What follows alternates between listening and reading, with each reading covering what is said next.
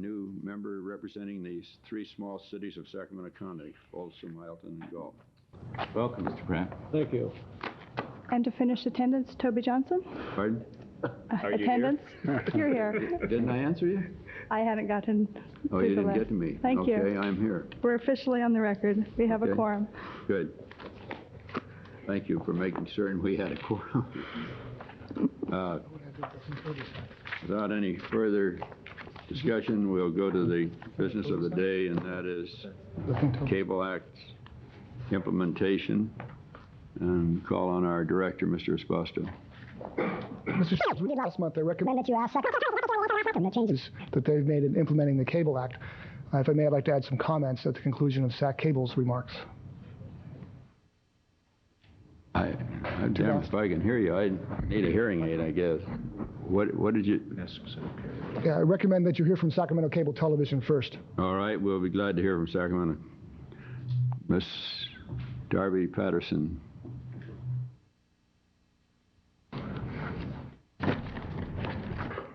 Well, as you all know, I've only been with Sacramento Cable a short while. I'll have to admit that the experience has been extraordinarily intense, but nonetheless, I think there's some questions that I might not be able to respond to, and I want to make that clear from the beginning that I'm not necessarily an official spokesperson for the company because there are many issues which are historical that I really can't answer to. I can, however, tell you, because I've been in the midst of it along with the rest of our 400-some people, what's been happening as we've been implementing the Cable Act. Our scrambling as of today is complete. We haven't had any major and unexpected problems with the transition. There was nothing that really surprised us. There were some channels that people were receiving, some of the premium and pay-per-view channels they were receiving briefly for a couple of hours at a time, which they did not order, and that was either to their delight or their dismay, depending on what channel it was, but we fixed that. Those kinds of things, however, were anticipated. There were a few converter boxes that had been sitting in closets, which did not respond immediately to our signals from our office, and those took a while to kind of mature, but that is also being worked out on a daily basis. And those things are going pretty much as expected. We had no major problems. We were geared up for a lot worse situation than we were actually faced with, and for that we were very grateful. As you probably all know by now, we've also signed all of our local broadcasters. We're very pleased with that. This was not the case in many parts of the United States where there was all kinds of contentiousness and cable operators were tossing broadcasters out of their office on their nose and other body parts. And it was not a friendly situation, and we did not have that case here. Kim Ruckert, our general manager, worked real hard to develop good relationships with the broadcasters, and they've come to fruition, and we're all very happy with that. Looking forward to partnerships that we're going to be having in the future. We, of course, have a few converters that are still left that need to get out to people. We're estimating there's maybe about 5,000. We actually made an attempt to deliver those by taxi cab during the last week in September to try to get to the people that were remaining. Even along with the extreme notification efforts that we've made, there are some people who apparently have not gotten the word. And so we delivered some boxes that way. And we still have a few people who are remaining that need converter boxes. Some of those, however, we are aware are people who have been using our service illegally and don't want to come forward to get a converter box because it will be some sort of an admission of guilt. We've also had extraordinary staffing in our lobby and in our customer service departments. We've tried to make people as comfortable as possible. It hasn't gone perfectly, but every time that I personally have gone into customer service lobbies or one of the outlets, we've all been able to talk to people, make them comfortable, and explain what's going on with this. During the last month, during September, we received a little bit over 211,000 telephone calls. According to our customer service department, the average hold time was 2 minutes and 22 seconds. Most of the calls concerned personal questions about how the changes were going to affect people in their homes, about their bills, where their favorite channels were going to be, questions about the converters, I don't like them, I don't want one, where do I get one, mine won't work, that sort of thing. We had some complaints about how busy our phone lines were during this really extraordinary time. We also had, at the beginning of this month, a few calls about C-SPAN being moved to Channel 52. The calls right after October 1st, that's when we changed our channel lineup, and we now have, the broadcasters are now in different positions on our channel lineup, and we had a number of calls about that. How am I supposed to find where my channels are? And we are addressing those, and we have information out about it. We are not, as I mentioned, in compliance with your customer service regulations regarding those phone calls, because obviously we have such a flood of phone calls that it's humanly impossible and technologically impossible for us to do that, even with extra staffing and with the fact that we brought on a lot of fax machines, 10 fax machines, thanks to Mr. Espasto's suggestion. And we had a couple of those really running full time, and it was a great help. Customers this month were also informed about a change in our lineup. As you may know, Concord Bay Station, KFCB, a Christian broadcasting station, religious fundraising station, claimed a must-carry status. Although the FCC's deadline for that was, to my understanding, August 17th, excuse me, they did not do so until September 10th. This, of course, was a surprise to us, and then we were thrown into the position of having to quickly notify all of our customers about this change and also figure out how in the world we were going to accommodate another must-carry. It is not officially a must-carry. They have petitioned the FCC, and while this petition is pending, we have to carry them. So our choice then was to take C-SPAN 2 off of Channel 24 and move it to Channel 51. This in turn has bounced off nostalgia. They are no longer broadcasting with us at all. In the evening, Bravo is taking over at about 5 o'clock in the evening. The Bravo channel is on. And if anything is happening in the Senate that's extraordinary, we have a commitment, of course, to preempt that Bravo programming. And we're also hoping to get C-SPAN 2 back on the economy basic service where it really belongs, because that's a real important service to lots of people. In addition, we had some not very good news for the Italian community, and we had earlier announced that we would be carrying a certain programming from Rome. It's the RAI broadcasting station. And in September, well, actually in August, one of the representatives told us that we would be able to pick up a certain number of hours that were important to the Italian community and carry them part-time on a station, pick them up on satellite. And we were planning on going ahead with that, and in fact told our friends in the Italian community we would be doing that. And then late in September, we were speaking with RAI, and they told us that we would not, in fact, be able to carry their broadcast. Then we were told by a prominent member of the Italian community that KTSF had, in fact, threatened a legal action should they give us that signal. They say that they own this part of the market, and we do not have a right to carry that. We were not very happy about that. So, in summary, it's been a real exciting month for all of us. It's been occasionally difficult and hard on our customers, but we have gone to extremes to respond to them. I personally have taken many calls, people who had difficulties, who had disabilities or were elderly and had a problem with hooking things up, or any kind of questions. They just couldn't understand all those wires on the back of the television set. We all made sure that someone went out and visited them and helped them, and we were all working to make this as smooth as possible. And for the fact that things did not go as badly as we anticipated they could potentially go, I think it says something to our real ardent and costly efforts to let people know what changes they might expect with cable re-regulation. Now, I'd be real happy to take your questions, as long as you bear in mind that it's 3 months down the road and out here on the cable battlefield, and I can't answer all your questions. Who wants to start? Jimmy? Yeah, Darby, how much longer do we have to endure watching you and Brian Gruber on one of those channels? Well, I'll tell you that I believe that Mr. Gruber has every intention of making it the Brian Gruber Television Network, and I shall no longer be on there, so it'll just be a solo act, I think, at some point, and you won't have to look at my face, at least. I hope you understand it was facetious. Yes, I understand. But I was really leading up to my next question as to, and I understand some of the problems as far as finding sufficient channels to broadcast all of the different stations. Do we have still an ongoing dialogue with our Channel 26?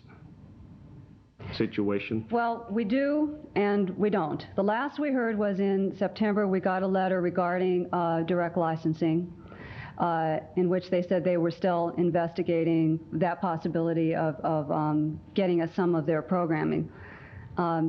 We spoke with them on the telephone, and since that communication, we haven't heard anything at all. We are concerned, of course, with the lack of channels and the number of people with specific interests that really want to be served here. The people in the religious community that want to have more religious programming, the people in the multicultural communities who really feel that that kind of programming is real important to them and that they're not being served. And again, there's, the people that care about C-SPAN and governmental issues.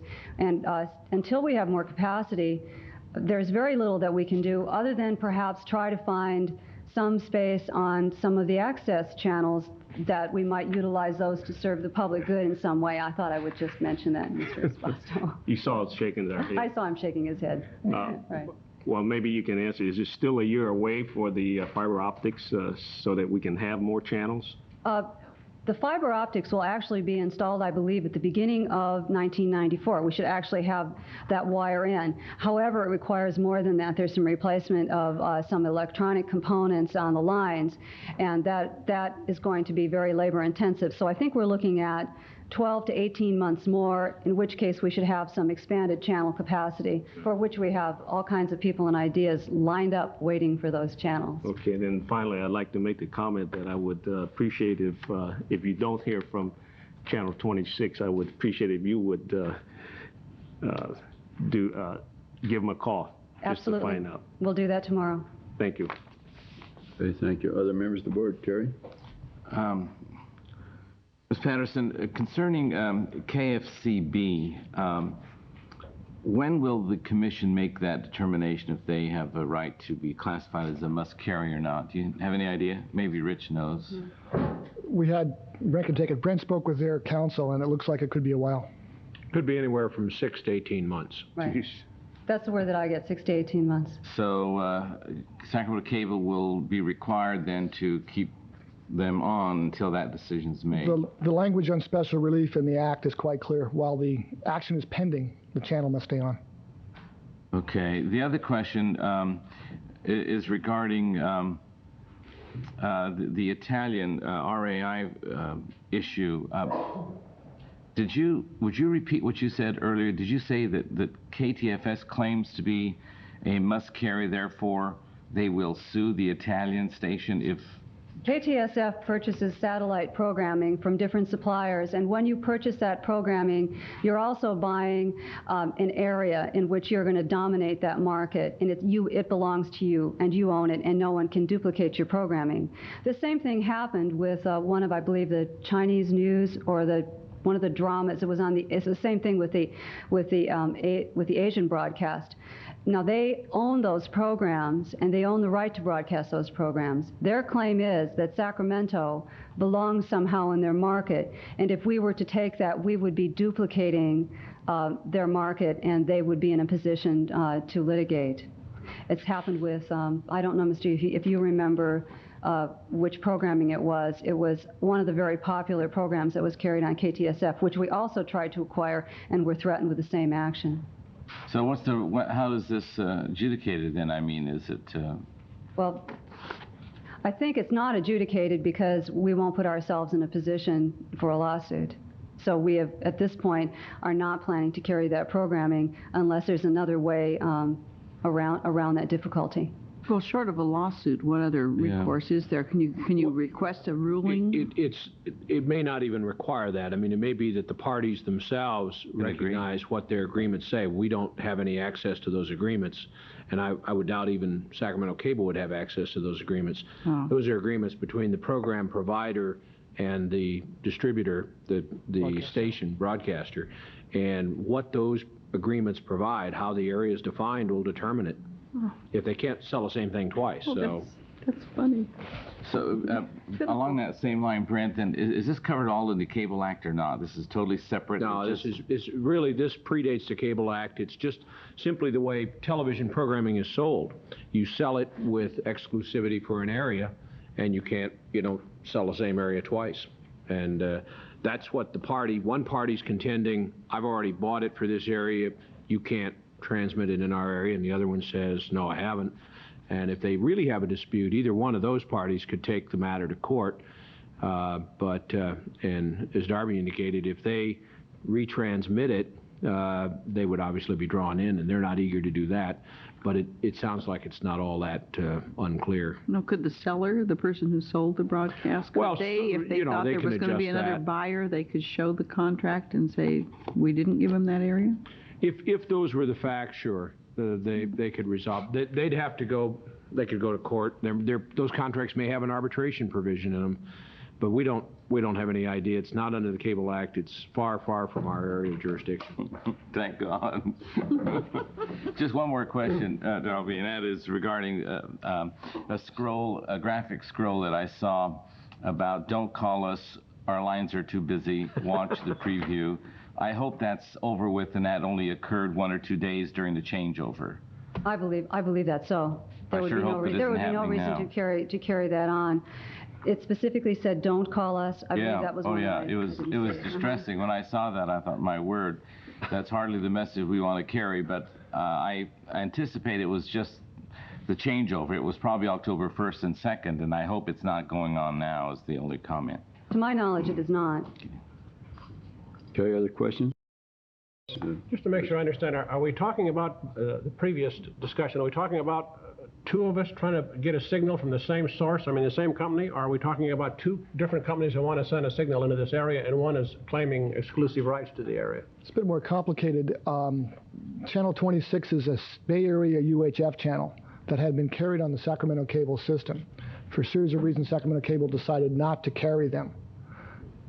Options have included trying to carry portions of the KTSF signal. And this discussion was trying to get those portions direct from the program providers onto the Sacramento cable system. The program providers seem to agree. KTSF, the broadcaster, has been negotiating with Sac Cable pretty much for an all or none package along the way, and has been blocking any piecemeal bringing of that programming to the system. Thanks. This is one of many issues, Mr. Pratt, that we can go over. It's a very complicated and lengthy one. One more comment is, let me only say that it was only fair to Sacramento Cable that we had a very easy time converting over, other than the short warm-up period, I guess is what you called it. But after that, everything is functioning very well. Well, glad to hear that. Any other good news for Darby that people would like to offer? They've had kind of a rough couple of weeks. Okay, thank you very much. Thank you. Going then to the balance of item 1. Is there a member of the public? Is that? Oh, you are. That's right. You're right. We do have several members of the public. Mr. Newkirk, Scott.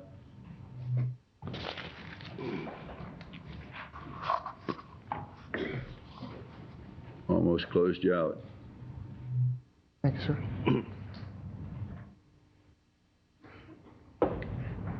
Pat you on the back.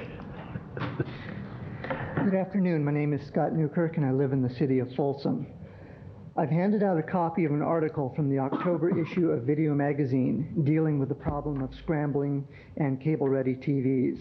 This is a national problem, and I'm glad to see that Sacramento Cable Commission is considering the use of their consulting engineers to prepare a formal response to the FCC regarding this issue. Through the clumsy and confusing use of splitters and a wireless AB switch, I am able to record one show while watching another, provided that the one I want to watch is not a scrambled channel. While I could rent a second descrambler, I would have to disable the remote control sensor on it to keep them both from switching to the same channel. With the purchase of a VCR Plus, you can change channels on your converter for unattended taping. However, Sacramento Cable does not make it widely known that some of their converters can be programmed to automatically change channels for you. It is very frustrating to have to go through all these steps to do what I could do easily before the changes made this month. I would hope that the cable industry would keep pace with the advancements made in consumer electronics and not force us to live with old technology. They have proven that they do not care to do so. In the 1980s, the electronics manufacturers came up with a design for a multi-port. This would allow you to plug in a decoder supplied by the cable company and to use your TV or VCR to tune the channels. This was ignored by the cable industry and is no longer being manufactured. Currently available from General Instruments, a previous supplier of converters to Sacramento Cable, is a box with 2 tuners to feed your TV and VCR called the Record and Watch. Very few cable systems are using this. Sacramento Cable could go a long way towards relieving the anxieties of their subscribers by making these available here. I hope that your input to the FCC with your input to the FCC and that of the others around the country, the cable companies will listen. I also hope that as the advancements are made, Sacramento Cable will make them available to us. Thank you.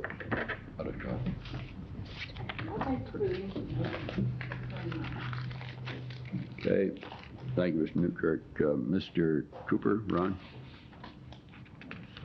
Okay. He's on a different item, Mr. Chairman. Item number 2. Okay, and If we could, Mr. Chairman, I'd like to provide some staff comments and a couple of other items within this first item. Right. First, a couple of details. One, I've got a brief presentation for you on what the speaker was just addressing to try to bring you into perspective. Thank Darby for bringing us up to speed. In your brief 3-month period, you've got an excellent spin control, but let's review a couple of things. First, the phones have been atrocious. I don't think the problem is over yet. The phones are still in excessive hold times as of this morning. And I think Darby indicated that the problem with the converter boxes is solved. It's still out there. All of the updates in the boxes haven't happened yet. I have a sense from the literally hundreds of calls we've had that there may be a systemic problem out there. One of the things that you need to be aware of and concerned about is that the system has been passing Playboy in the clear to some people. I can't tell you from the calls I've got, but you may hear about that. I point out again that while you have no jurisdiction, it's been clear that there were several movements to try and put KFCB channel 42 on one of your PEG access channels. With correspondence that Brent had with the counsel for KFCB, we let them know 2 things. One, that there were constitutional issues relative to your making that decision, and 2, there were economic legal issues that KFCB does have a for-profit arm that would have precluded them from being on your PEG access channels. The result of that was, and to make it clear, that C-SPAN 2 is now on full basic, which is a concern. While that is, the disclosures on that hit this week, not all the subscribers and the watchers, viewers have realized that. You may be hearing more about the difficulty in seeing C-SPAN 2. Clearly, Sac Cable had other choices to move other programming up. It chose to move C-SPAN. General comments. 3 things I think that need to be commented on that are more serious in nature, and they get more serious as I walk through each 3. First, Sacramento Cable in the first cycle of billing did not comply with the Cable Act and put the name of your franchising authority, of your commission, on their bills. This is a requirement. They're aware of it. I'm calling it to your attention now and their attention as well. The Cable Act requires that the franchising authority be listed on every monthly bill. Second issue that may be, and we have to get some more definition, may be an FCC issue, but may drop in your lap, is one having to do with the definitions now of universal and uniform service. Under your ordinance, your requirements addressed residential users and the requirement that uniform service applied to them. Commercial users were never defined within your ordinance. The Cable Act does not make that distinction. Therefore, there are complaints from Sacramento going now to the FCC from commercial users, bars, restaurants, offices, legal offices, etc., that they are paying different prices than the Cable Act allows. Sacramento Cable has charged a rate structure that I'm not aware of to those commercial entities. I suspect that when the FCC processes that, they're going to refer that back to you. So you may be addressing that issue. In my opinion, we've talked about it, we haven't got a full legal opinion. The Cable Act is quite clear on this. And lastly, the one I consider most important, and I'm issuing a letter today, the first phase of our informal enforcement procedures to Sac Cable, actually to the franchise entities, is the issue of what Sac Cable has done relative to subscribers on limited basic before the switch. Sacramento Cable is now authorized to charge on a per channel basis. traps are in place on the system such that limited basic subscribers, while paying for 27 channels at $10.50 a month, are only receiving 24 channels. The other channels are above that which the trap passes through the system. Sac Cable was made aware of this when we discussed it on June 10th. They haven't provided an implementation plan. It says that we are in violation of the Cable Act. It also says we're in violation of our own customer service regulations. With Brent's help, as we've gone through and analyzed this problem, the limited basic subscribers are being denied a channel on each individual basis. That comes under the agreed upon definition of an outage. In this case, there's 3 channels, but the outage definition is triggered by the first one. So we have technically an outage for 15 or 16,000 subscribers. That outage, under the regulations, again, that were agreed to on 2 occasions now, triggers a day's free service for every 4-hour increment of an outage.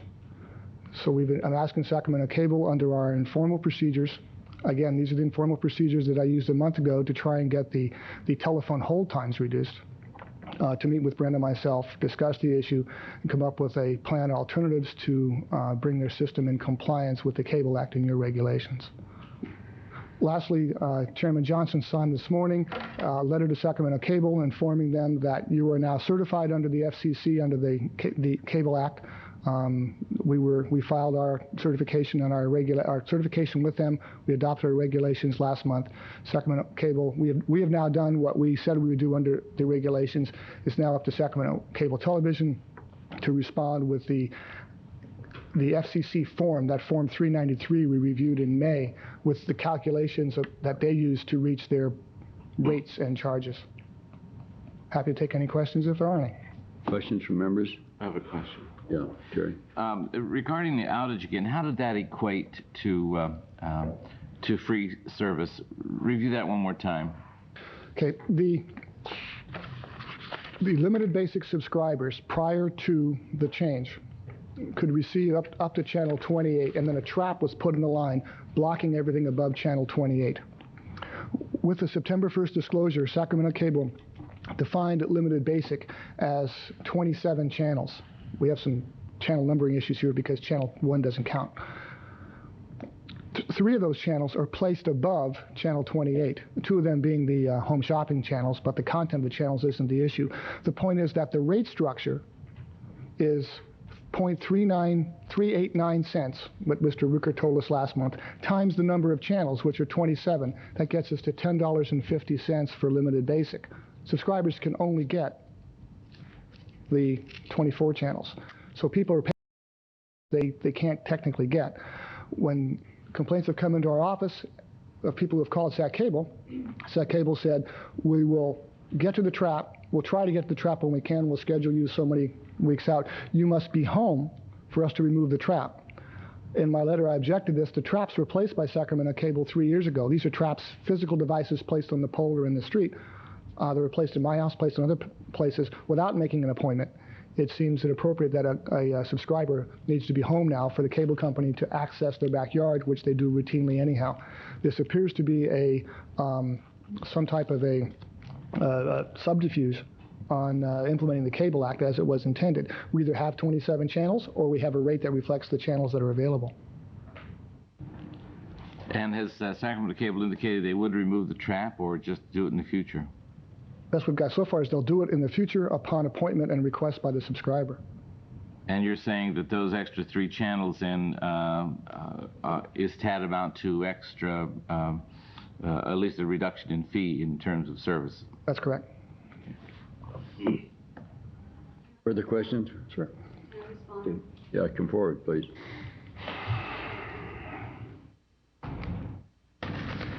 It is a shame that Mr. Ruckert can't be here to respond specifically to this issue. Had I known personally about this earlier in the week, I absolutely would be here with information for you because this is news to me.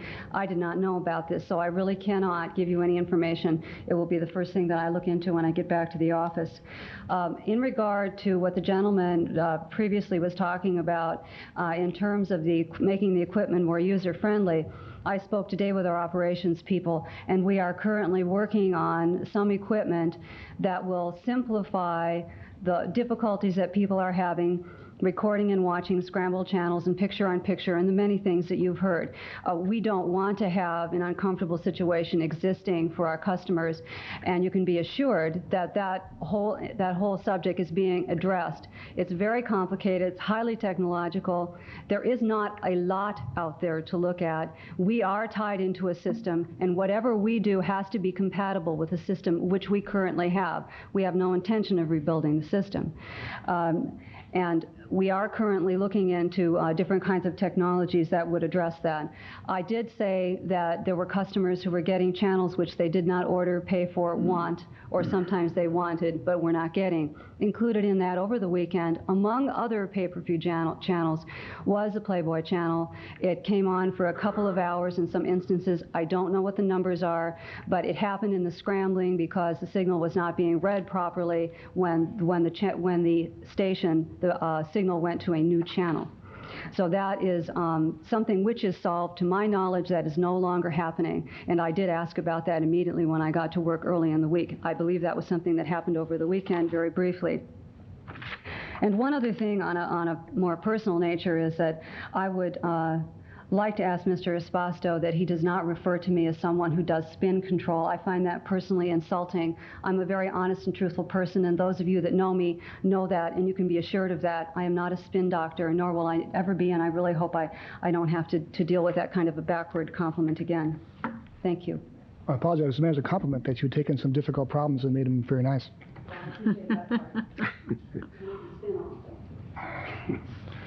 Mr. Chairman, on the second part of this item, on this exact issue of equipment compatibility, I'm recommending that you use your consultant engineers to file comments in the forthcoming notice of proposed rulemaking by the FCC.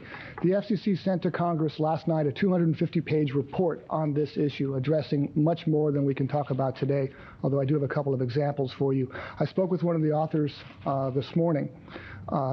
They expect lots of comments. They have had thousands of comments already. Sacramento is not alone in this issue of equipment compatibility.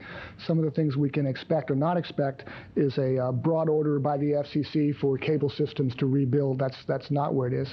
But we can expect several things, or at least I expect that your engineer will be recommending several things. And if my staff would run this videotape from this morning, I want to show some of the capacities that are available in Sacramento if a subscriber knows, or if Sacramento Cable will make their converter boxes available. Randy, can you run that tape? I want to show that the primary complaint we've had, and overwhelmingly the concern with the implementation of the Cable Act, has been the converter box scrambling issue. And I want to show you that one of this, and we'll see, I made you a tape this morning, I hope it goes. I want to show you that some of the converter boxes in Sacramento have the ability to be programmed and change channels for your VCR.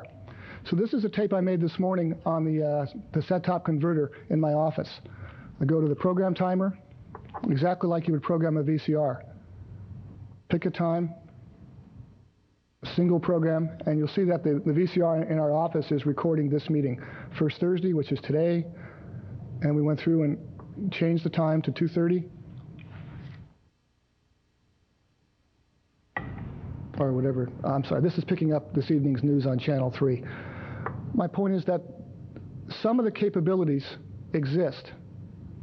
The question is, how do subscribers become aware of these, and how do they secure these capabilities from Sacramento Cable?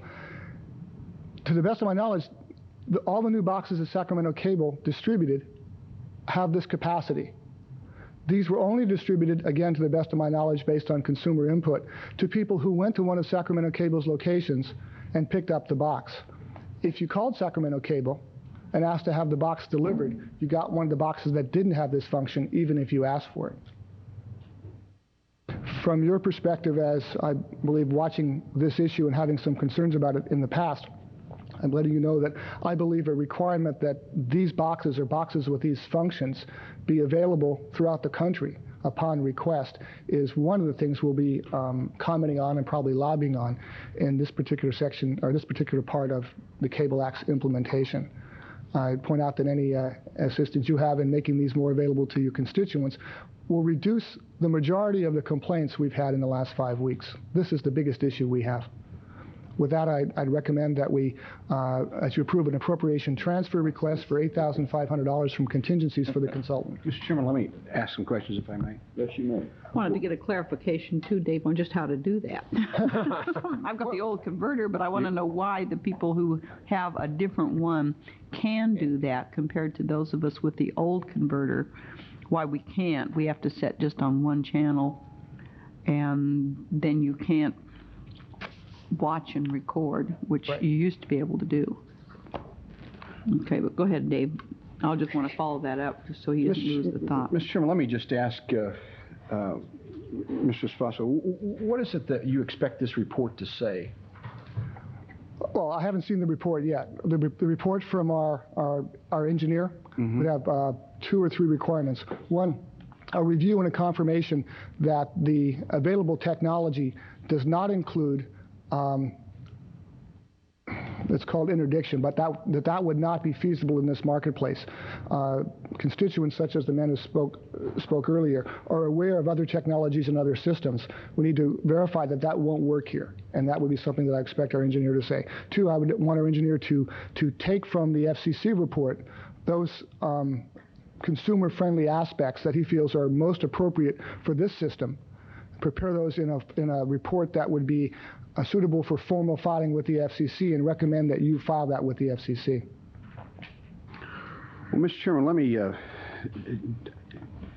know that there are certain areas that I'm parsimonious, and I want to just share with you all, maybe you have already read this, but there are 211,000 subscribers. I understand what Mr. Newkirk has said.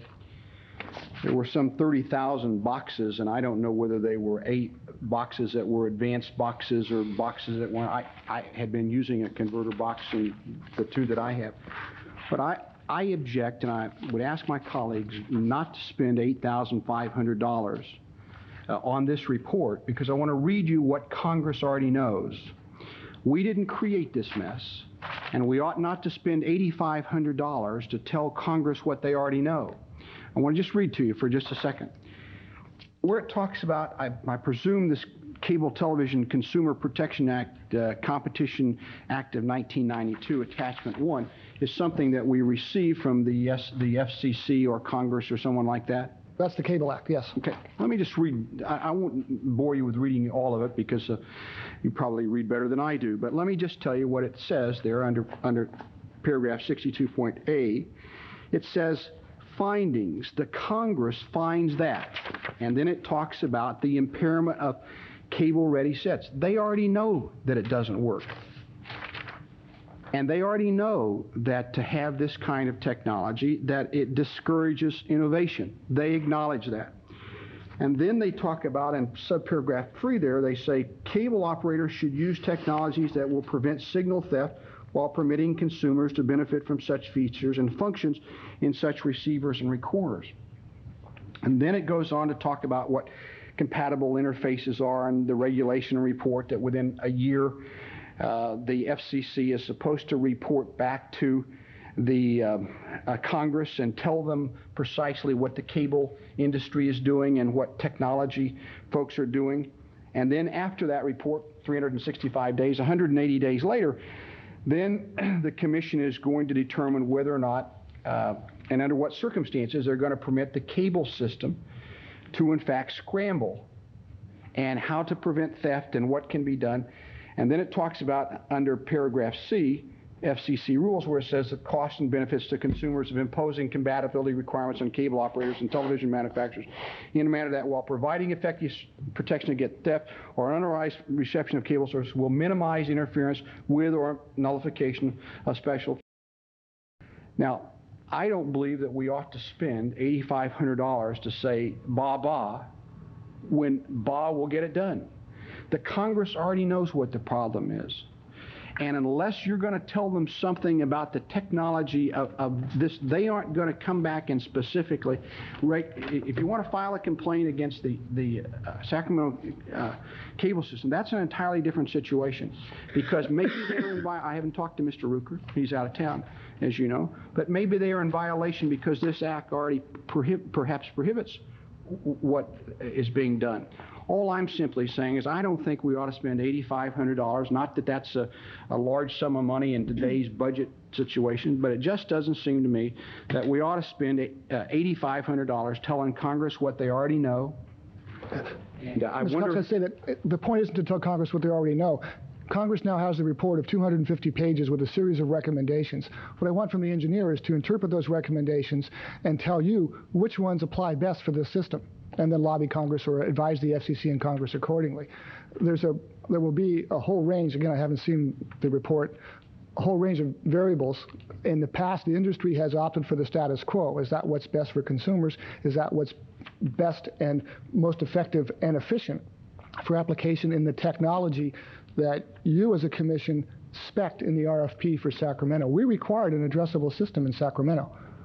So the explanations by Sacramento Cable to subscribers that they have to scramble are in part accurate, not completely and totally, but we required an addressable system. What is the compatibility with the technique, the engineering mechanism for addressability in our system, and what the FCC will be recommending for new electronics, et cetera, et cetera? By not participating in this process, are we establishing or setting up a pattern that our subscribers will have to have another round of new boxes in a year or two? Don't know. But it's something that is beyond your staff's ability to analyze and report on. It gets down to the scrambling technology, and that's why I believe the engineer is doing it, and our money is well spent. Yeah, I'd like to argue in favor of it. Now, I can't argue on the amount of money. But that's all right.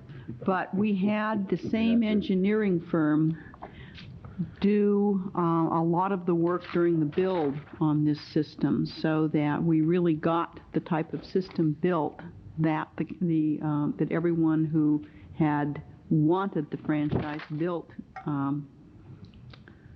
actually got. And it would seem to me that what we are really at the mercy of the cable provider in this community, with no independent analysis of what they can or cannot use. You have heard several different people down here saying that there are other ways for Sacramento Cable to have implemented this system. You heard Mr. Ruckert say, well, we're not going to go out and put traps on everything. We have to scramble. And maybe that's totally accurate, as Rich alludes to. When there are going to be a multiple amount of suggestions made in system after system throughout the country, every system in this country was built differently. And this engineer that is being recommended in here is the one who is extremely familiar with this system. He oversaw, as an independent person that this commission contracted with, oversaw the technical build on this system. It might be that if we had an analysis presented to us of the different types of possibilities for how to proceed in this system, we might see one way that would be much better and much less expensive for our constituents and much more responsive to those constituents than perhaps what the cable company wants to do. So I'm looking at this as just an analytical report so that we have an independent source rather than just our cable operator telling us, and then we have to listen to people who know about electronics and know about the system argue with our provider. Seems to me we need that independent analysis, and so I would support it. Let me ask you a question, just as a matter of information. Yes. What is it that when this report is done, what control will we have over the cable operators' selection of a delivery service? Let me just say that you have the authority first to ensure that the service is uniform, which your director's already told you presently it is not. That's the first time that we've heard about that, and we need to have some sort of response, I would think, from the operator to determine whether or not there is a disparity there, and at what point in time they intend to have that up and running for everyone else. Well, we We know there's the disparity. What we don't know is how widespread it is. We don't know how much it would cost. You've heard statements from the operator on, not only today, but on several prior occasions, that the only alternative is a very costly one, and today it was analogized to a rebuild. If that's true, that sets a different framework for you to consider regulation than if, in fact, there's no cost. One of the things that's most intriguing to me as a lawyer, having read the Cable Act and the regulations, is that the disclosure by our operator cites a single price and a single charge to the subscribers of Sacramento for a converter box. So I pay the same converter box charge you do, whether my box has the capability your director, I assure you my box does not have the capability your director demonstrated. The question, the regulatory question for you is you have that authority right now. Right. Question is, do you wish to exercise it? And you don't, we don't have enough facts to give you. Doesn't have anything to do with the spending $8,500 to in fact report to the FCC, though, does it? But it does in a sense, Dave, because they can only build into the cost of the bill the cost of that equipment.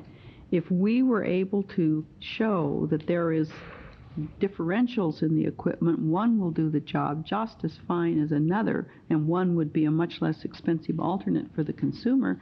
Don't we have a responsibility as cable commissioners to make sure that information is known out there in the public, and at least we debate that? I've already agreed that we certainly have that right to determine that. I'm simply saying to you that I don't think... You need independence to get that, Dave. Well, see, that's where we disagree. I don't think that we do. I think that if you already know that... You don't. So, I mean, you need to make up your mind whether you know that there's a disparity in the system or not.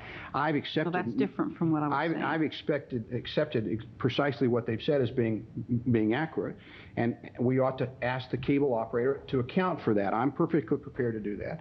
I don't want to spend a great deal of time. My no button works just fine this week, and so I'm just not prepared to spend $8,500 to send comments to the FCC when they already know what the problem is.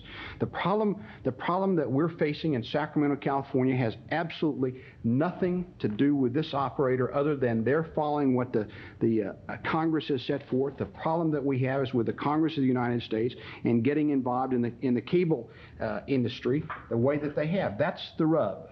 And I don't want to spend $8,500 telling those guys up there who don't know straight up from Sikkim about what we think ought to happen, because they know what the problems are. Are there some additional comments, Mr. Yee? Yeah. Rich, this difference in converter box doesn't take much for us to understand there is a difference. What my question is, have we asked Sac Cable to come back and tell us, are they going to do something about that? I mean, do we need to hire a consultant to tell us these technical things? I'm afraid we're missing the two issues here. Yeah, the issue of Sacramento Cable and its converter box is an example of the type of technology that's available. We're not looking to the FCC to help us talk to Sacramento Cable. Okay. We're looking to the FCC to establish possible policies nationwide that boxes such as these would be required. We can't require that now, but it's those type recommendations or other boxes that may be available. The gentleman spoke of a multi-port box. That's a box that has two outputs on it, one of the set, one of the VCR. That'll make most of your constituent problems go away. Right now, you can't order that.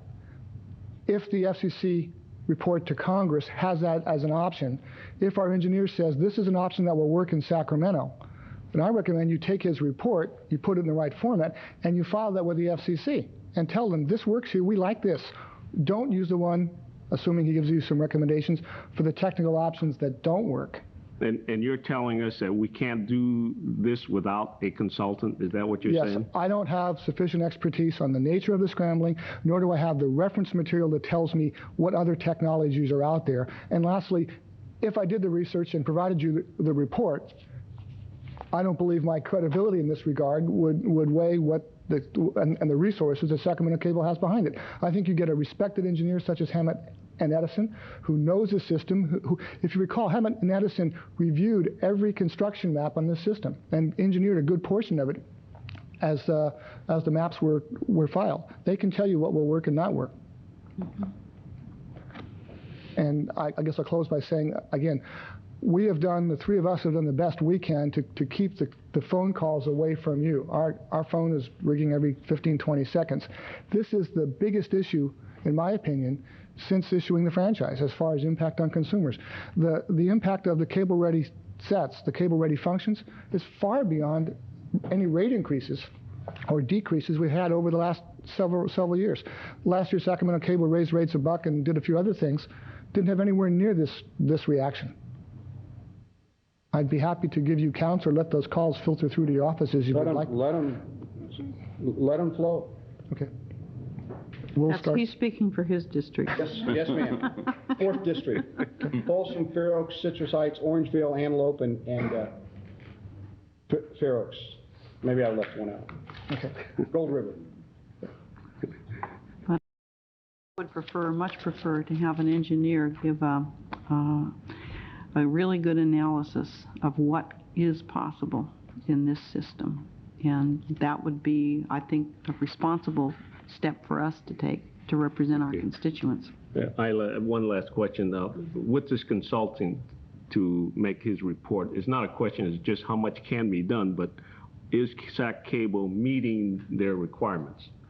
No, that's two different things. No, the requirements aren't specified yet. The FCC reported back to Congress this massive report, whole series of recommendations. I would expect the consultant to review the recommendations, report to Congress, find the ones that work best for us, present that to you as a draft filing to the FCC's rulemaking.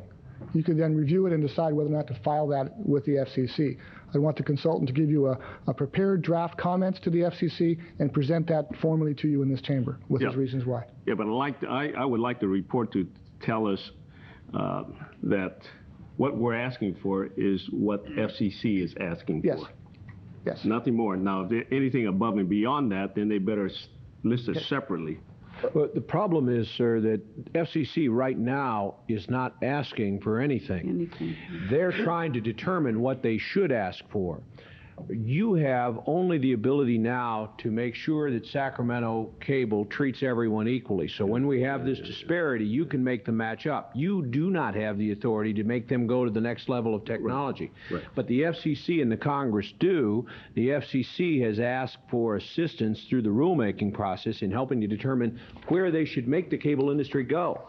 And that's what you're going to be responding to.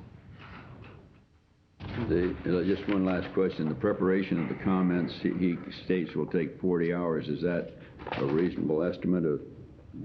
Yes, that the report is 250 pages, and we're probably looking at a sizable response back for you. Yes, that's reasonable. Let me just suggest to my fellow commissioner members that there is a huge stake here that is occupied by not only the cable systems, but also those people who in fact do consumer electronics, the consumer electronic industry.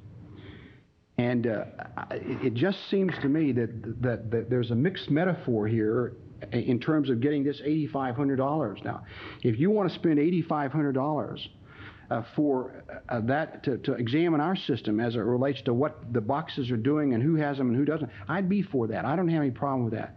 But I just don't think $8,500 is necessary to go out of this system when you've got the electronics industry involved in this, you've got the cable industry, and you've got the Congress of the United States, and it doesn't make any sense to me.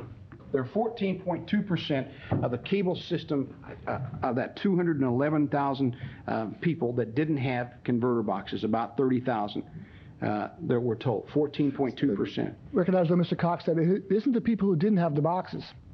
Even the people that had the boxes now have the majority of their signals scrambled. So Mr. Ruckert has tried to define the problem much more narrowly than it really is. The problem impacted almost all 200,000.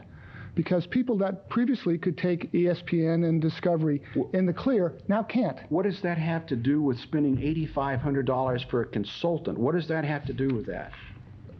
Not a thing. Once again, No, it doesn't, sir. Oh, well, Has okay. nothing to do with that. What you're talking about is an issue with Sacramento Cable, and now what we're talking about is spending $8,500 to comment to the FCC about using technology that is different from what our subscribers have. That's what you're talking about. Not at all. You're talking about the televisions and the recorders, the ability to record 2 or 3 channels at the same time. Spend somebody else, it's not worth $8,500 of our subscribers' money, which literally is their money that we're spending. It's easy to spend it if it's somebody else's. And I'm resistant to spending that $8,500 to get an engineer to tell Congress what they already know. See, I don't think they already know, and we certainly don't. Let's have Rich respond to what was just stated by Mr. Cox. Yeah, we're going around a bit here. Because we're in We're going to say, the FCC doesn't know the answers yet. The FCC is asking for input and comments on what will be good national policy, as they did in the regulations on rate regulations. A parallel would be the FCC adopted customer service regulations as national policy. Under your authority, I sent a copy of our regulations to Washington and said, these are what we're using, we like them. They adopted about 80% of your regulations and put it in as national policy. So we're in the same point that the FCC is in the process of responding to Congress and establishing what will be the rules and technologies available. I don't believe the FCC is going to order system rebuilds, but I do believe the FCC has the option to order this type of technology to be available. And they already have that. What it says in the regulations here, it simply says that we'll have situations here where we'll minimize the interference with or nullification of special functions of subscribers' television, video cassette recorders, including functions that permit people to watch one program while taping another one, to use the video cassette recorder at the same time. And then it talks about all of the various scope of rules. Right. But there are probably a dozen, if not more, alternative ways of addressing each of those express needs. I'd like the engineer to tell us which one of those ways is the one that will work best here. Particularly when this system is also looking at a different way to go. I think we've debated here. I'd just like to find the will of the board. Is there a motion of any kind? I will try a motion. I will say that we support the staff recommendation. See if there's a second. I'll second the motion to support the staff recommendation. I'd like to make a comment. Oh, excuse me, Terry. I'm going to support the motion. I think the discussion has been very interesting. 2 reasons. The first reason I'm going to support the motion is I think what we're asking for is information from a technical company that knows our system very well. What we do with that information, I think, is where the discussion ought to be. The debate ought to be, what do we do with that information once we've gotten it?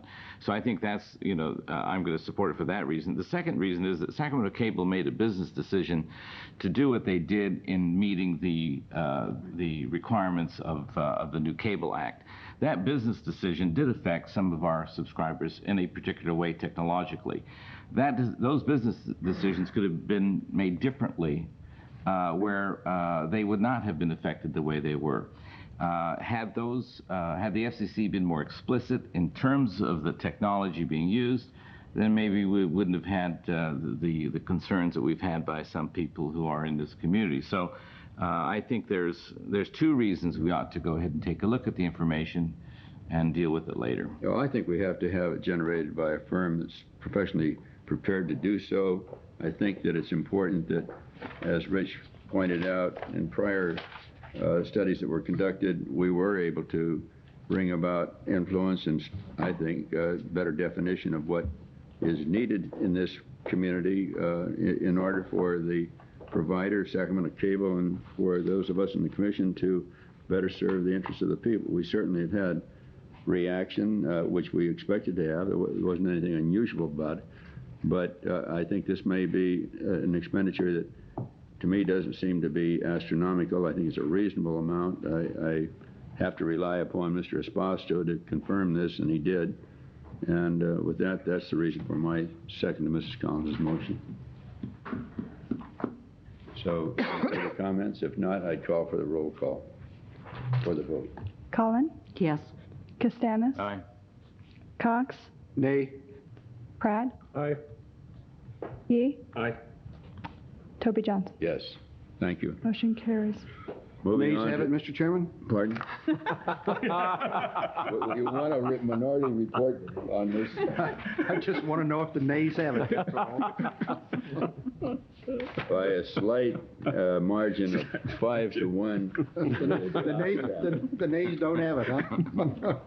Nays might have it in a barn with a horse, but no place else. Excuse me, the nay doesn't have it, sir, as opposed to nays. Singular.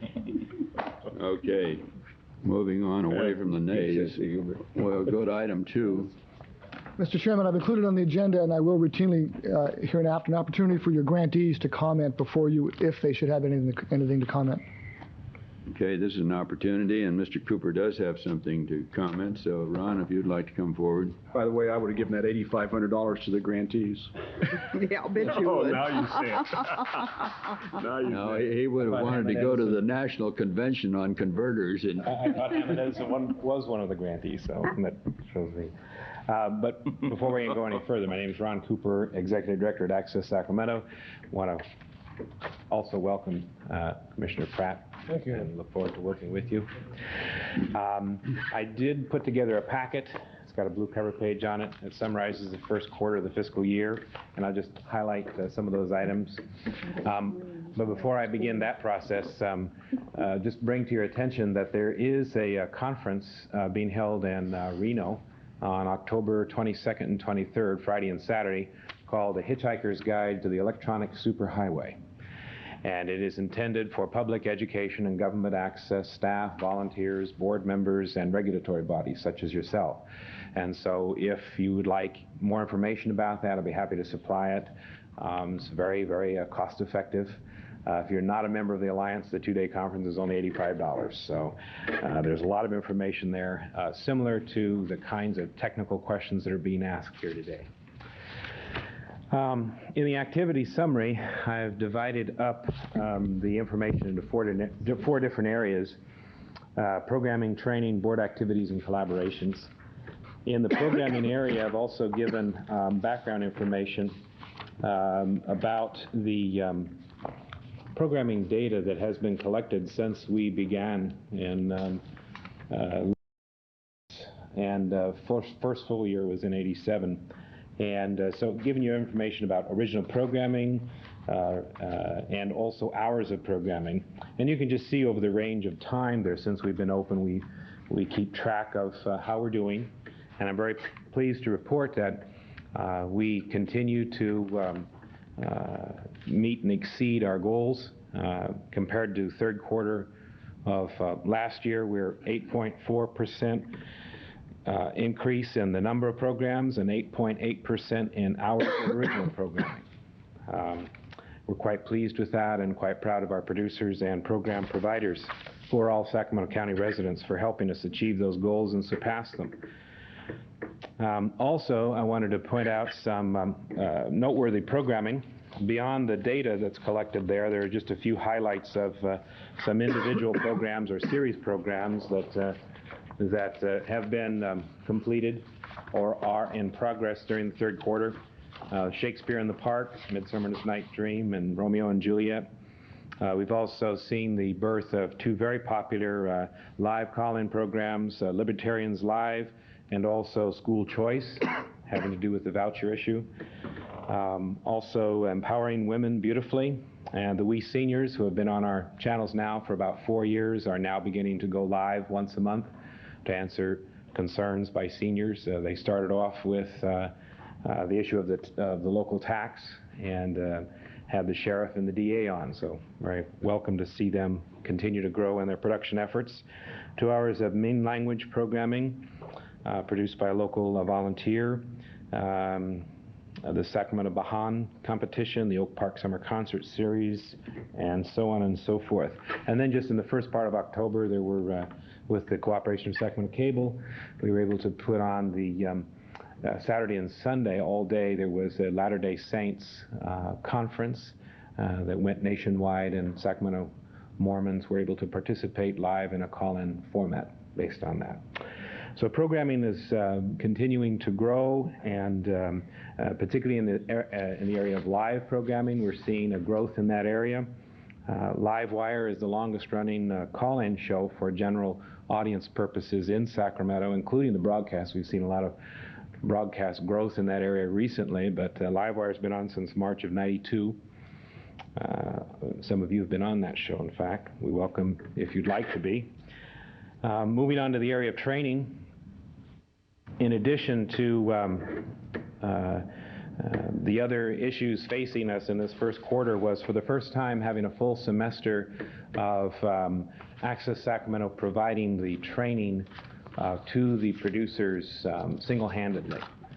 In the past, and Commissioner Castanis knows this better than anyone, we've worked successfully with Cosumnes River College, Sac City, and American River Colleges in providing training to the producers. Unfortunately, with the rate increases for community colleges, this began to really impact particularly those with a BA degree or higher. It meant that our basic classes for BA degree holders were going to cost $50, and many were very concerned that they wouldn't be able to take classes and access the equipment. So we've taken over the training component with our own staff.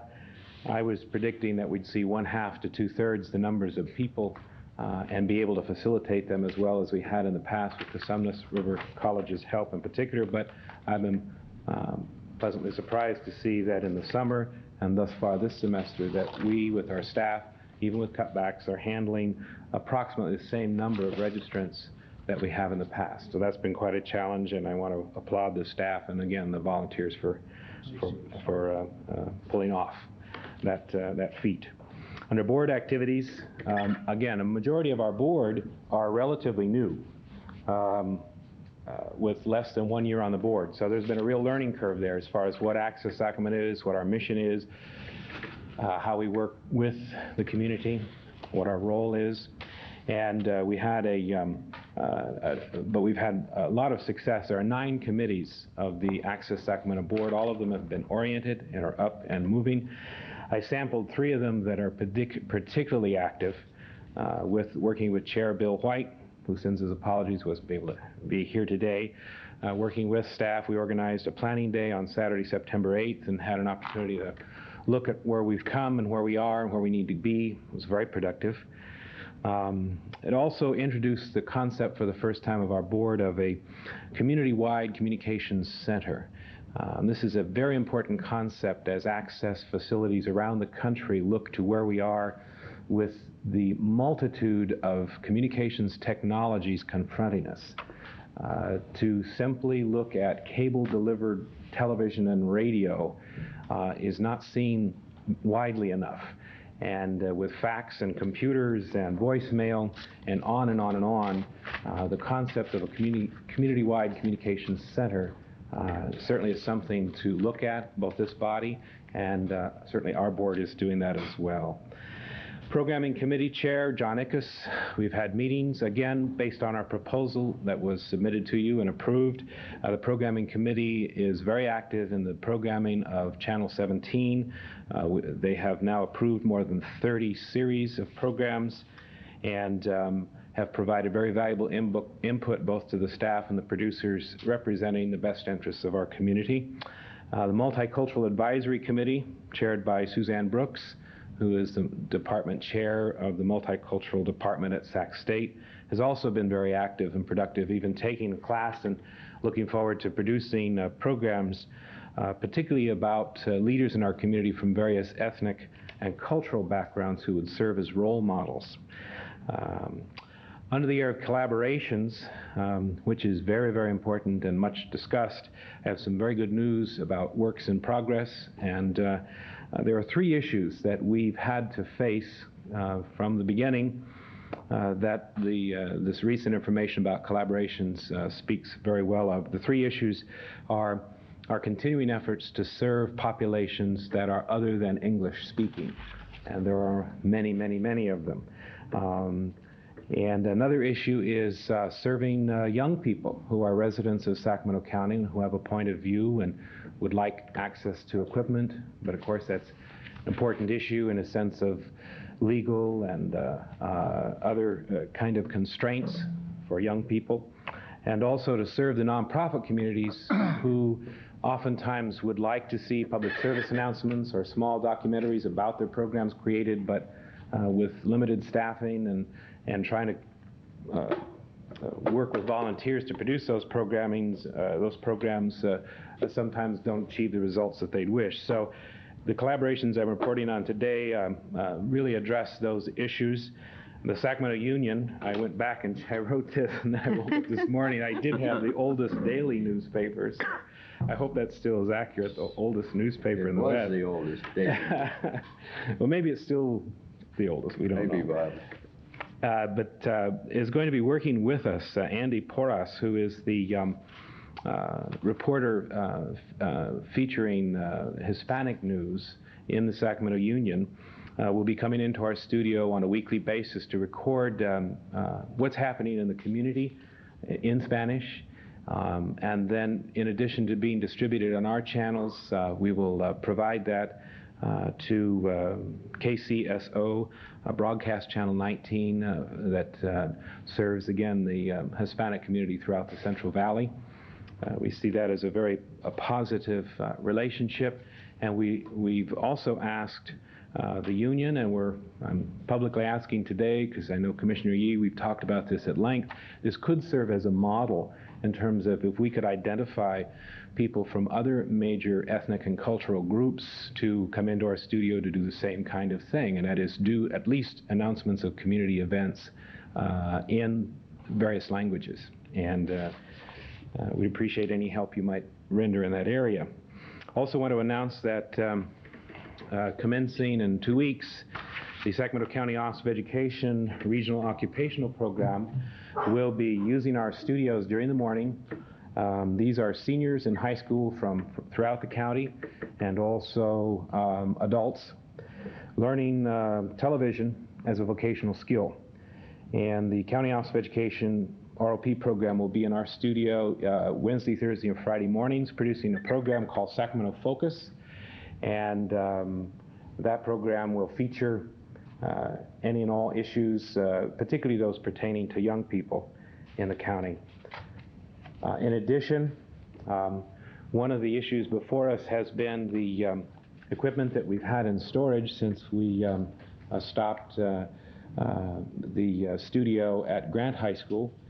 This has been difficult for everyone involved in terms of trying to find a proper place and location, and I'm very pleased to announce that we're in the process of negotiating. It's not there yet, but with the Sacramento City School District, the Visual and Performing Arts program, VAPAC, which is the magnet school at Sac High, and the Sacramento High School students and administration themselves, to merge the equipment that they have with equipment that we have, including the cameras coming off of our truck, as those truck cameras are upgraded, in order to complete their television studio. What's gone on here is the Sacramento County Office of Education ROP program moved out. And where there was one studio that was shared and whole, the County Office of Education and Sac High both have partial programs now. So the County Office of Education is coming in to use our studio through June of '94, and our equipment will help out Sac High and the City School District to make their program whole. Again, in negotiation, and whenever we move equipment, and I've mentioned this to Mr. Spasto, whenever we move equipment, we understand we're stewards of the equipment, working with you and Mr. Spasto in terms of informing you and seeking your permission. But it sounds like an exciting opportunity, and in return for the use of the equipment by the students, we're also negotiating the possibility of using the educational radio frequency that has now been assigned to Sacramento High, should go on within a couple of weeks. And that would mean the KCBL community radio producers, who you've heard of from before, would then be able to have a broadcast frequency from 6 p.m. to 6 a.m. weekends and summers when the students weren't using it. Are you getting close to the wind-up on this one? I am. And Cosumnes River and the Los Rios District, we continued our relationship with them, working with advanced students to serve the nonprofit community. Also wanted to highlight that the camera upgrade is proceeding, and the first program that we'll be producing will be the Coretta Scott King presentation in cooperation with the NAACP on October 22nd. Also the Sutter Symphony and Choir for holiday programming, and the CSUS Music Department with 2 Russian choirs at the Fremont Presbyterian Church. And so just in summary, we are continuing our work, and it's been a very successful quarter in finding partners to collaborate in some very exciting new ways, and I'll keep you updated as those develop. Thank you. Toby, I have a couple of questions. Okay. First of all, I want to make a comment about, I'm glad that you prepared the report for us. I think it's good to keep the dialogue going. And I'm very excited to hear about the different collaborations that are happening. The one thing that I would sort of like to see, because I'd like an understanding of how you're doing this in terms of outreach to try and determine whether you have the right mix of programming, how are you going to go about that? Because I'm still looking at it from the standpoint that there's actually 2 channels out there. One of them could really be just a soapbox channel where you really don't have to, exercise a lot of imagination and really doing some community programming. Although even on that one, a lot of it could be done. Since I don't know how inundated you are with people who want to put things on. Because what I don't see in here is, while you say the programming committee went ahead and did 30 contracts, it doesn't really give me a feel for what kind of breadth of programming does that represent, and how much of the staff effort is being directed to really looking at how to program that channel and get the right mix on there, and even use some of your resources to do some of the programming that nobody else wants to do, vis-a-vis how much of your staff resources are you using for, continuing training. Those are the kind of things I sort of would like a better feel on.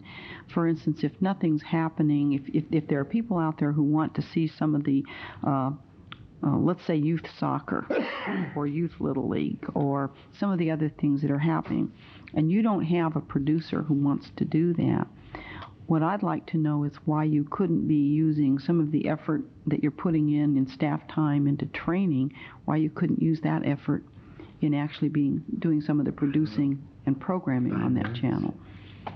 Okay. You understand where I'm coming from? Yes, and I'd like to see that, because I don't know why why you'd want to put a lot of effort into just continually training if we're not going to get some really good mix and maybe some real creative mix of programming on there. Okay. Just very briefly, and I'd love to sit down and talk with you at greater length to explain in greater detail, but what's going on is that the programming committee will have computer analysis based on the content of programming in order to make decisions on Channel 17. They've already made a decision that Channel 17 shall be exclusively locally produced programs or local wraparounds for programming delivered. So that's a distinction between 17 and 18 that's very clear. 18 continuing as a public access channel and receiving programming from a variety of sources, but always from a Sacramento County resident. And as far as the issue of why can't we just send a crew out to cover something, that's exactly what I'm talking about with these collaborations, is to try and identify with internships, with relationships with high schools and colleges, to find crews that can do that. Because it's very important to keep in mind that Access Sacramento has a staff of 10 full-time folks. This is a huge community with many wonderful activities. Unless we can work successfully with volunteers to identify, if you have a youth soccer game, great, come on in and we'll work with you and train, and we will work with schools and students and internships to expand what we have to offer. That's how we do it. But I'll be happy to sit down and talk with you in greater detail. So I think, and I would welcome that, because I'm interested in the split between how much time you're spending training compared to, should some of that time. Yes, and I think that's just a matter of clarification. I really do. Good. We'll let you sit down with Isla. Does anyone else have a question? Just a quick comment. Ron, I'm glad to see the crossover between 17 and 18 getting involved with education, where you're not strictly in your own little bailiwick, where you are assisting the County Office of Education. The same thing is true with Kirk's report from our last meeting regarding the use of Channel 14 for telecourses.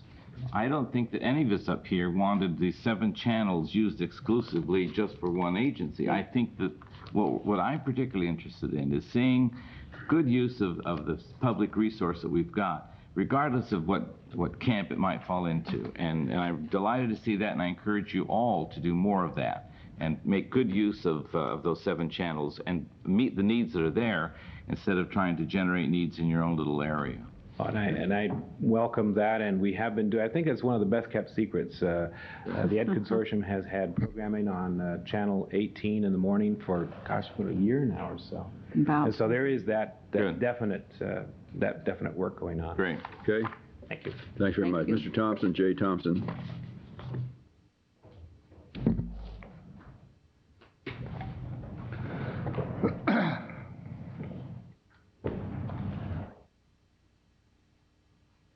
I'm Jay Thompson. I'm past chair of the Sacramento Educational Cable Consortium, and I'm presently a board member.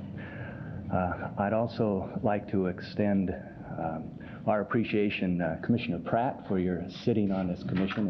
It's good to have you here. Thought you were going to do it there. For those of you who have been attending these meetings regularly, you know that Dave Vaca is presently chair of the consortium. He had a scheduling conflict today, so I volunteered to help him out. He's presently vacationing in London, England. I volunteered to go to London for him so that he could come here and give the report. That was very decent of you, dude. I always try to help out wherever I can, Toby. But needless to say, he didn't like that idea, and so he suggested... He gave you the big job. That's right. That's right. So that's why I'm here today. Once again, the Sacramento Educational Cable Consortium is having a Media Fest. That's a Cable in the Classroom Media Fest. This is the 3rd year that we presented this program.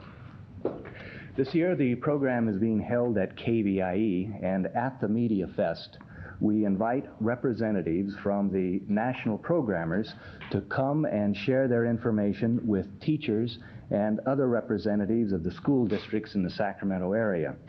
The teachers then learn what is available for use in their classrooms over cable and how to effectively and efficiently incorporate television in the teaching learning process. We will have this year representatives from CNN, Arts and Entertainment, KVIE Channel 6, Bravo, the Discovery Channel, Express Exchange, Mind Extension University, the Weather Channel, and of course SECC.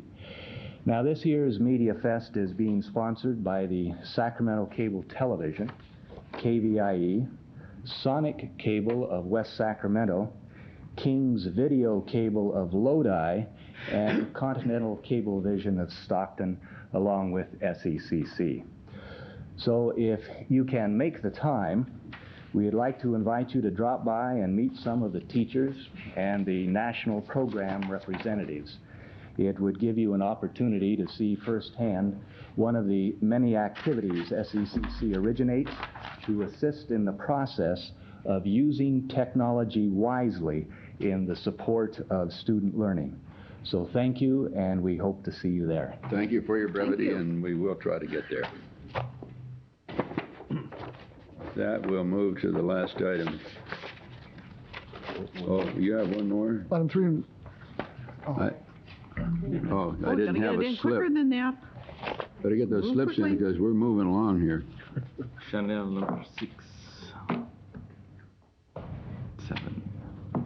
I apologize for turning my slip in late. Good afternoon. Afternoon. Hello, Mr. Pratt. I'm Jan Tillman from KVIE. Hi. Looking forward to getting to know you. I will just report briefly today on the status of our performance grant.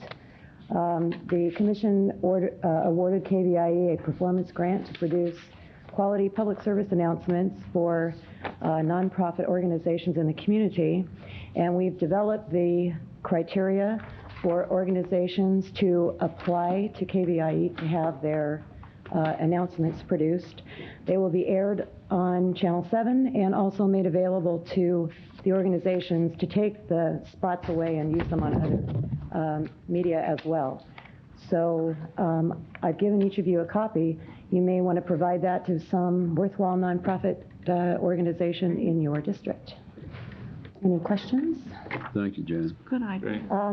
Also, a little known best kept secret, KVIE has airing NCTC telecourses, And Channel 7 also has SACC telecourses. So we're also sharing our resources. Good, thanks. The world, Liz. This is a wind up on that item now. We'll go to the last item 3.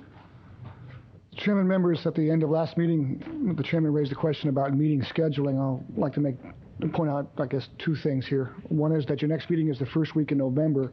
We have on many occasions canceled your meeting at the first week in November because of Election Day. So right now I can tell you I have nothing on the November agenda that we're planning for.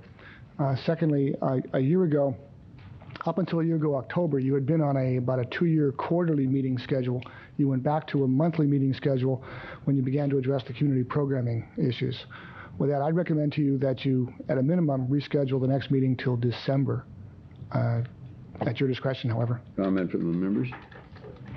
And if anything would happen in between, you can always call a special if we needed to. Staff can meet with the chair, and we have done that on 1 or 2 occasions as I would critical so issues have hit. move that we cancel the November meeting. Second.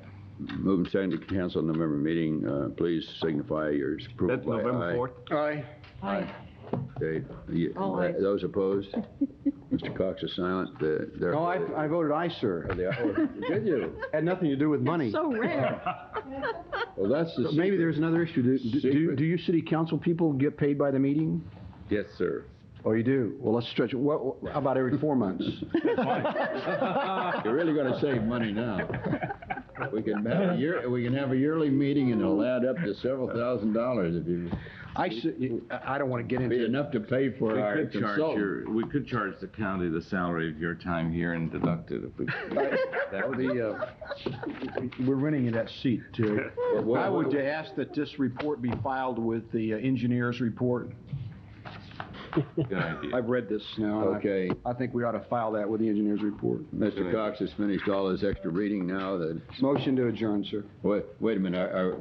We canceled the November meeting. Your next meeting is December 2nd, Mr. December 2nd. Do you care to discuss any further that every 2 months? I didn't realize that some of the members would suddenly lose out on their income. We're here to serve. We'll just let this council. We're here to serve, Mr. Johnson. Yeah. Okay, we'll have a meeting in December and not a meeting in November. Okay. Were there any other members on any items? No more. Okay, Public's ruled out. We're going to go right on. Probably no genuine public. Anyone in the audience wish to address the board? Items not on the. Not hearing anybody. The meeting is adjourned. Good job on 2. No, you could leave it here and then send you the next one. Okay. I never did announce all about